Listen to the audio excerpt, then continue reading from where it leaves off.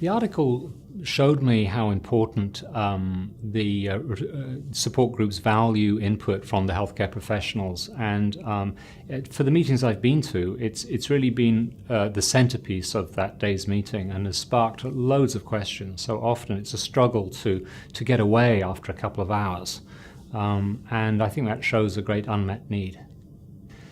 One of the issues that I think men struggle with is that they read on, newspapers or on the internet or wherever of a new treatment or some breakthrough, but they don't have a place to reference it. So they really need somebody who could be a healthcare professional or maybe in the support group who can say, no, HIFU isn't as good as it sounds, or abiraterone's a great drug, but it's really only used for castrate-resistant prostate cancer. It's not suitable for somebody early on.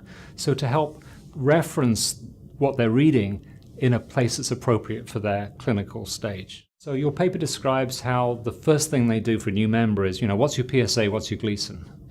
And I absolutely saw that and was quite surprised at seeing that. So the men are categorizing themselves into risk groups, which is exactly what the physicians are doing when they're coming to a treatment decision.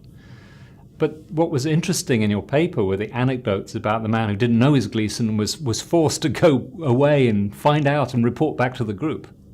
And you hear that in the questions. A man will put his hand up and say, I'm a PSA 8 Gleason 7. Now, if I was to describe a man as a PSA 8 Gleason 7, it would be disrespectful. So it's very interesting that they've already learnt that lingo and are communicating in that way. The support groups typically comprise a diverse group, and in that group there will be ex-CEOs and businessmen whose job it has been to assimilate new information and to make a business decision about their work.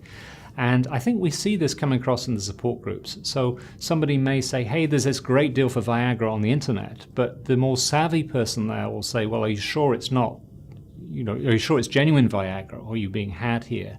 Or have you read about the side effects of HIFU, for example? The guys who are selling it are marketing it to make money. And so I've been surprised that there is, perhaps as a result of that diversity of skill sets, that there's been a very mature attitude to consumerism. The support groups are very strong on encouraging people to get multiple opinions about their treatments. And patients, I think, are sometimes unaware that there are options, or are unaware that it's their right to get second opinions from a different specialty, or even question the first advice that they get. The problem is that they may come to the support groups too late.